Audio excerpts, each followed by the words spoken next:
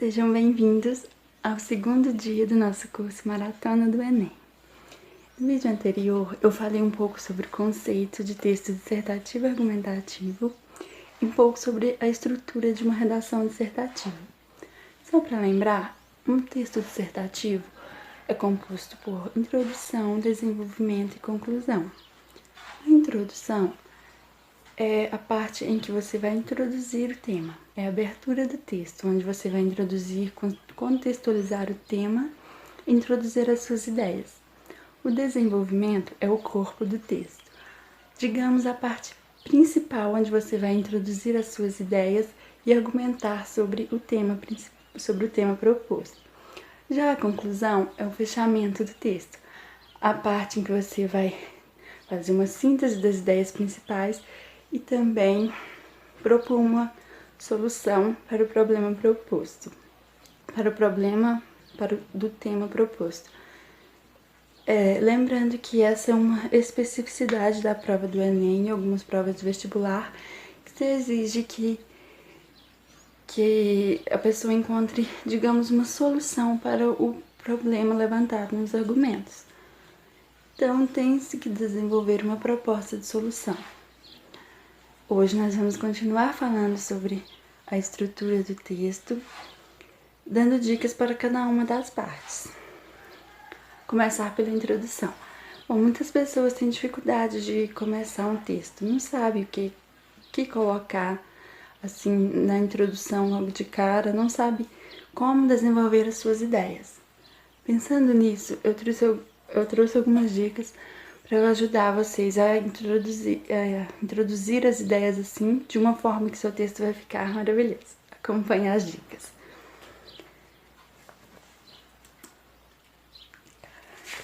Seja simples e objetivo. Faça indagações sobre o tema.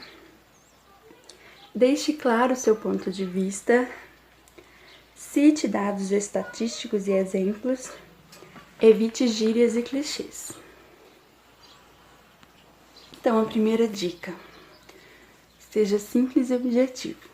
Enfim, vá direto ao ponto, sem muitos rodeios. Não fique enchendo linguiça, procurando muita coisa para colocar na introdução, até porque o texto do Enem tem limite de linhas. Então, não adianta, você não tem que fazer uma introdução muito grande. Umas 6, 7 linhas já tá bom para introdução, não precisa ser maior do que isso. Lembrando que a introdução, gente, é só um parágrafo. Então, não tem necessidade de você ficar falando de muitos assuntos. Vá direto ao ponto, coloque o tema e os argumentos que você vai desenvolver e pronto. Simples assim. Faça indagações sobre o tema. Esse é um recurso muito legal. Logo na introdução, você coloca os seus argumentos em forma de pergunta. Fica muito interessante, fica criativo e mostra, assim, dá vontade de ler um texto que tem umas perguntas. Claro, lembrando que as perguntas elas devem ser respondidas nos parágrafos de desenvolvimento. Se você fizer dessa forma, colocar perguntas, coloque uma ou duas perguntas. Não coloque assim, se você começar a colocar 3, 4, já vai ficar chato, né? Um texto assim, ficar só com um monte de perguntas. Então, 2 perguntas já vai ficar legal. Fica bem criativo. Deixe claro seu ponto de vista. É a próxima dica. Enfim, então, gente, logo nas primeiras linhas, deixe claro qual que é o ponto de vista que você defende. Sem muitos rodeios, sem ficar enrolando muito para colocar qual o seu ponto de vista, qual a sua tese. Então, logo no início já deixe claro que você é a favor de tal argumento. Lembrando que os números de argumentos que você colocar na introdução, eles devem ser desenvolvidos no desenvolvimento e corresponde ao número de parágrafos do desenvolvimento. Tipo assim, se você colocar 2 argumentos, você vai ter 2 parágrafos de desenvolvimento, cada um correspondente a um argumento. Se você colocar 3, vão ser 3 parágrafos de desenvolvimento. Lembrando que tem números certos de linhas. Então, coloquem... Então, assim, isso depende de cada um, né? Mas Se vocês colocarem 2 já é suficiente. E não adianta também ficar enchendo linguiça, ficar procurando o assunto assim. É melhor você ser mais específico nos seus assuntos. O próximo é cite dados estatísticos. Dados estatísticos, exemplos, enriquece bastante o texto. Isso vale para a introdução e para a parte do desenvolvimento. Fica bem interessante se você colocar os dados estatísticos no texto. Então, você pode tirar esses dados estatísticos e exemplos dos próprios textos base. Eles vão ajudar muito vocês a encontrar com esses exemplos, esses dados estatísticos. Mas lembrando, citações também, citações de algum autor, assim, se você quiser colocar, também enriquece bastante a introdução, assim como o desenvolvimento. Lembrando que se for usado citações, você deve usar aspas para colocar a citação e também deve usar, você deve referenciar, colocar o nome do autor, porque senão, vira plágio, configura plágio. Porque você não pode colocar a ideia de nenhum outro autor sem citar o nome de quem escreveu tal frase, tal citação. Então, os dados estatísticos você pode retirar dos próprios textos base, enriquece muito o texto, a introdução, e também isso vale também para o desenvolvimento. Lembrando, evitem exemplos do senso comum, exemplos assim, tipo falar assim, minha amiga, aconteceu isso. Não, isso não pode ser usado em textos tipos de dissertação. Isso configura exemplo de senso comum, então não tem nem... Como se fosse um exemplo, assim, um fato que não pode ser comprovado. Não que seja mentira, mas não tem nenhum dado, nada que comprove. Então, não deve ser usado nem na introdução, nem no desenvolvimento. Última dica, evite gírias e clichês. Então, isso vale para o texto todo, para a introdução, para o desenvolvimento, para a conclusão. Não coloque gírias no seu texto. E nem clichês, assim, expressões, assim, muito clichês, tipo, nos dias de hoje, atualmente. Então, isso já é muito batido, muito clichê. Não coloque isso no seu texto, que isso não vai ficar bom no seu texto. E gírias também, não fica legal. Gírias, chavões, ditados, tudo isso deve ser evitado em uma dissertação, assim, em provas de vestibular. Agora que a gente já conheceu a introdução, agora vamos nos aprofundar melhor no desenvolvimento. Essa etapa do texto, o desenvolvimento, gente, ela é o centro das atenções do seu texto. É a parte crucial, é a parte onde você vai introduzir as suas ideias, onde você vai argumentar sobre o tema, vai introduzir os conceitos. Então, é a parte principal do texto, é o corpo do texto, enfim, é a parte principal, então deve ser muito bem escrita. E também o desenvolvimento é a parte que é mais bem avaliada, assim, a parte que é mais avaliada, a parte que os corretores mais observam se está bem escrito, se está bem articulado com a introdução, se está bem feito. Então, portanto, vocês devem ter maior atenção na parte do desenvolvimento e procurar escrever da melhor forma possível na parte do desenvolvimento. E outra coisa, o desenvolvimento, assim como todas as ideias do texto, elas devem ser bem articuladas. Então, tem que ter coerência entre o desenvolvimento e a introdução, ou seja, uma parte tem que estar ligando com a outra. Isso é fundamental. Portanto, vocês devem prestar bastante atenção nos elementos de coesão que eu já falei no primeiro vídeo. Lembrem de usar esses elementos durante todo o texto, durante os parágrafos. Mesmo assim, dentro dos parágrafos, para ligar uma oração à outra, é importante lembrar de usar esses argumentos. E entre um parágrafo e outro, para ligar o desenvolvimento na introdução, a conclusão no desenvolvimento, é muito importante. Então, tem que ter esses elementos para fazer um sentido do seu texto. Então, por isso que é muito importante você fazer uma introdução clara e objetiva, para você colocar logo de cara na introdução quais vão ser os seus argumentos. Daí vem a parte do desenvolvimento, onde você vai desenvolver os argumentos que você citou na introdução. Por isso, lembrando que eu já falei antes, se você citar os 2 argumentos na introdução, esses 2 eles têm que estar argumentados assim, né, na parte do desenvolvimento. Você não pode esquecer de falar desses 2 argumentos, porque senão o seu texto ele vai ficar com buracos, vai ficar faltando informação. Aí você não vai conseguir uma boa nota, não vai ser bem visto pelos corretores. Bom, agora vamos falar das dicas para fazer um bom desenvolvimento. Como vocês já devem ter percebido, a palavra-chave do desenvolvimento é argumentação. Argumentação vem do latim argumentum, que significa fazer brilhar, iluminar. Ou seja, você vai fazer brilhar as suas ideias citadas na introdução. Então, achei bem legal o significado dessa palavra. Então, você vai argumentar, assim, você vai fazer brilhar as suas ideias. Olha que legal. Então, é fundamental que você desenvolva tudo que foi citado os argumentos que você citou na introdução. Não se esqueça disso. Então, agora vamos ver as dicas para... e lembrando também que a importância, que o motivo de você argumentar, de você desenvolver os seus argumentos, é tentar convencer o leitor que o seu ponto de vista é o correto, que você está certo do que você está falando, que você sabe do que está falando. Então, é muito importante você saber argumentar. Agora vamos às dicas para um bom desenvolvimento.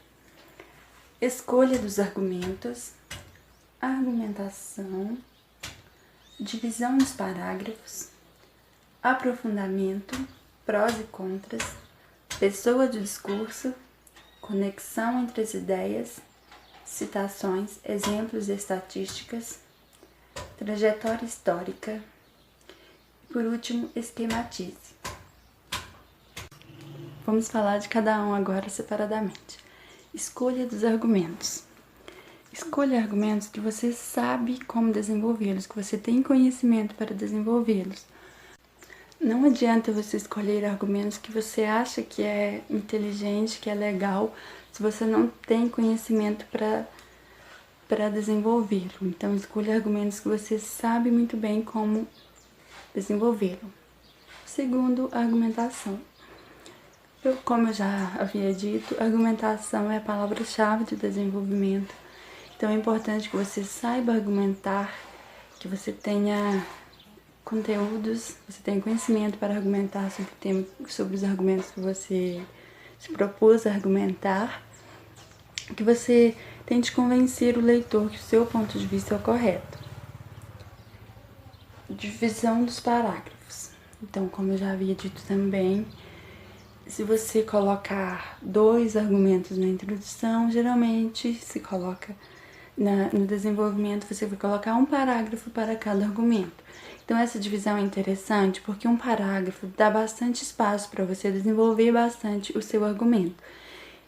E também, lembrando, assim, pensando já numa prova do Enem, que tem limite de linhas, então 2 parágrafos vai ficar legal, assim, vai ser uma quantidade que vai dar tempo para você argumentar e não vai ficar assim muito grande, não vai faltar linhas para você ficar dentro do texto, dentro do combinado, dentro do proposto.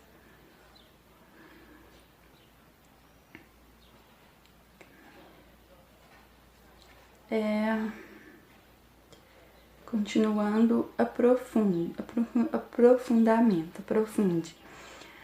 as suas ideias, porque o desenvolvimento é a parte de você mostrar para que veio, de você mostrar que sabe do que está falando.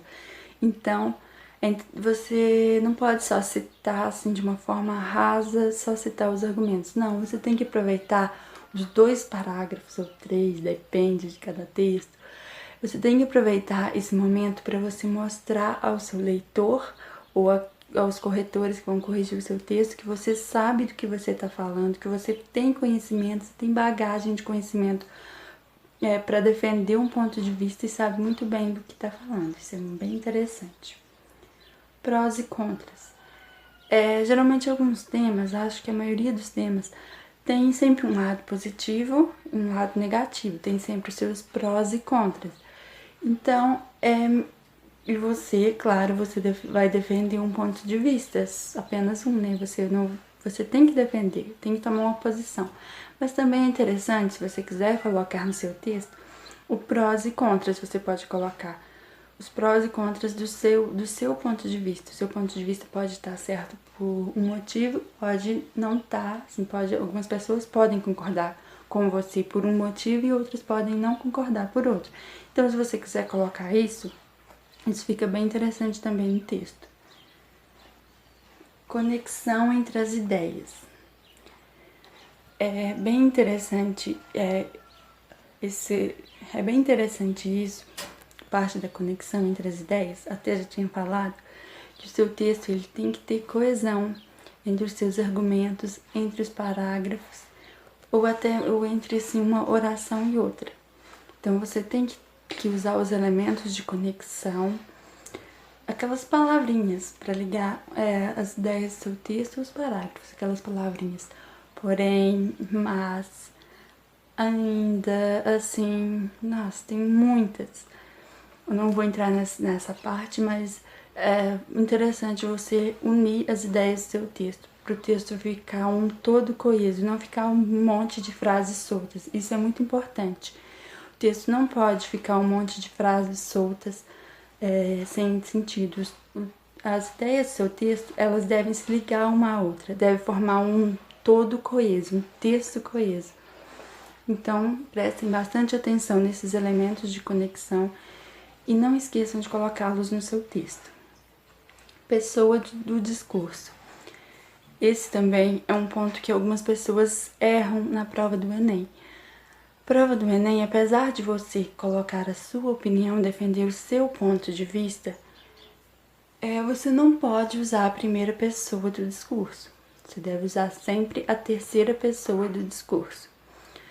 Apesar de ser a sua ideia pessoal, você não pode usar eu. Eu acho assim. Eu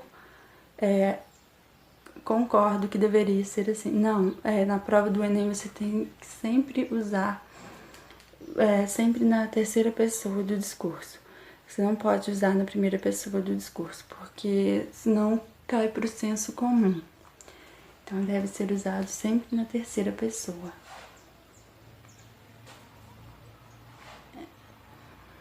Lembrando também que, como eu dei um exemplo aqui, eu acho, jamais, em hipótese alguma, não coloque no seu texto eu acho. Achismo, você perde pontos se você colocar achismos no seu texto. Jamais coloque eu acho, eu acredito que seja assim. Não, acho não. Você tem que colocar o seu argumento, lembrando, na terceira pessoa, e colocar assim, você sabe do que tá falando. Você não pode ficar com achismos, você tem que ter uma certeza do que tá falando, mesmo que você tem que ter uma certeza do que tá falando. Citações, exemplos e estatísticas. Como eu já tinha dito lá na parte da introdução, enriquece muito o texto se você colocar citações, exemplos e estatísticas. Isso vale para a introdução e também para o desenvolvimento. Até na conclusão também, a depender do texto assim, ou do exemplo, também cabe exemplos e estatísticas, a depender da situação, do contexto. Mas, enfim, exemplos e estatísticas podem ser tirados até mesmo do texto base, porque toda prova do Enem, assim, antes de se propor o tema, vem sempre textos bases. Então, leiam com atenção o texto base e vocês podem retirar desses textos base exemplos e principalmente estatísticas. Lembrando que se as estatísticas estão lá no texto base, então ela vai ser verídica. Então, você pode usar sem medo alguma estatísticas que está no texto base, até algum exemplo também. Lembrando a parte da citação, se você quiser colocar a citação no seu texto, seja no desenvolvimento ou introdução, coloque aspas e referencie também o autor. cuidado nessa parte da citação. Se você não tem certeza qual autor citou tal frase, não coloque, porque se você colocar referência errada, aí, né, você vai perder ponto por isso. E outra coisa, gente, quando eu falo para você tirar exemplos e estatísticas do texto base, eu não tô falando que vocês devem copiar alguma coisa do texto base, de jeito nenhum. Até porque cópia configura plágio. Plágio, automaticamente você vai ganhar uma nota 0. Eu só tô dizendo que, às vezes, você pode tirar alguma estatística do texto base. Se você for lá e colocar estatística, por exemplo, tem lá um número, não sei, algum número assim que falando de alguma coisa, tem lá um número. Por exemplo, assim, número de mulheres que sofrem violência, tá lá esse número. Aí esse número, você pode pegar esse número, porque esse número ele vai estar presente em qualquer texto que fale sobre esse tema. Então esse número, se você tirar esse número, você não vai estar copiando do texto base. Você vai estar só pegando uma estatística. Então é válido.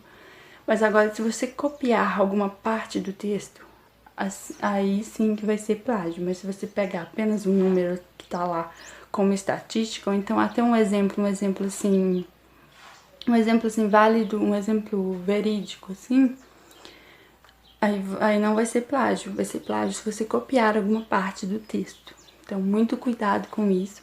Não interpretem mal o que eu estou falando. E o próximo é trajetória histórica.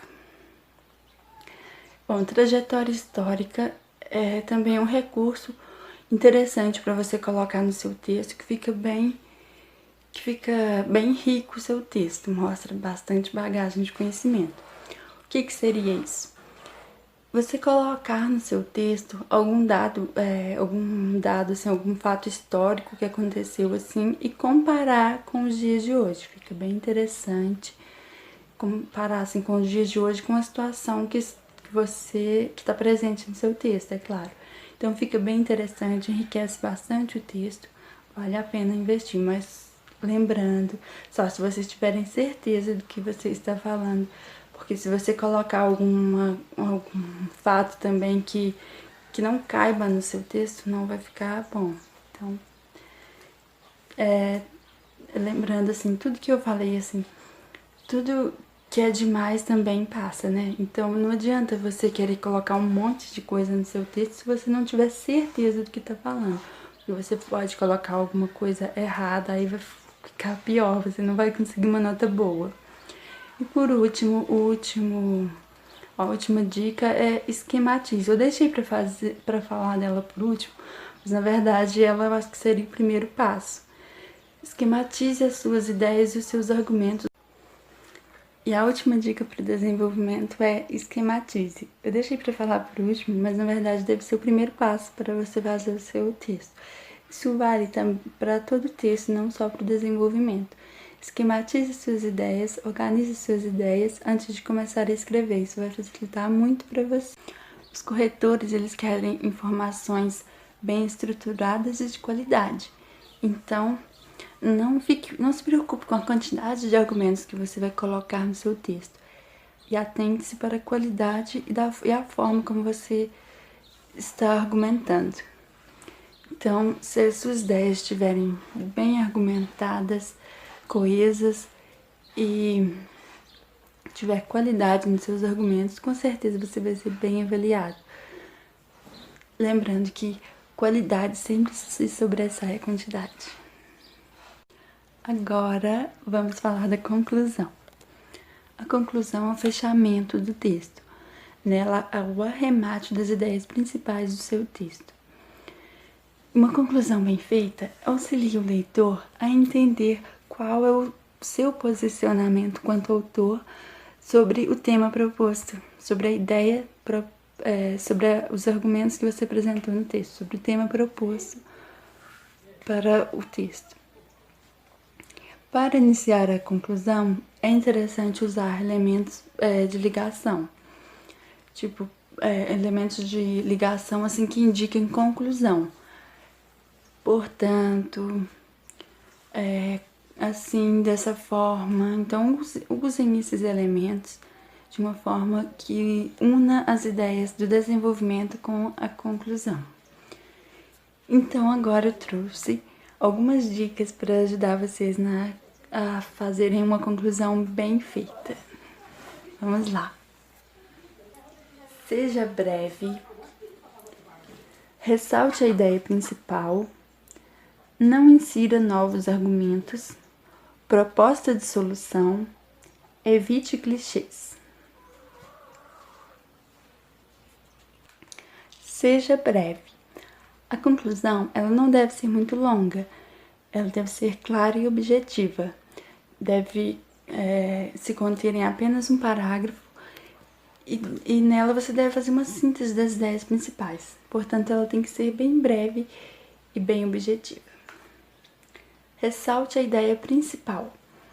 Então, é importante você ressaltar a ideia principal que foi proposta, que foi apresentada no seu texto. Então, dá uma retomada na ideia principal, faça uma síntese, assim, de forma bem breve da ideia principal.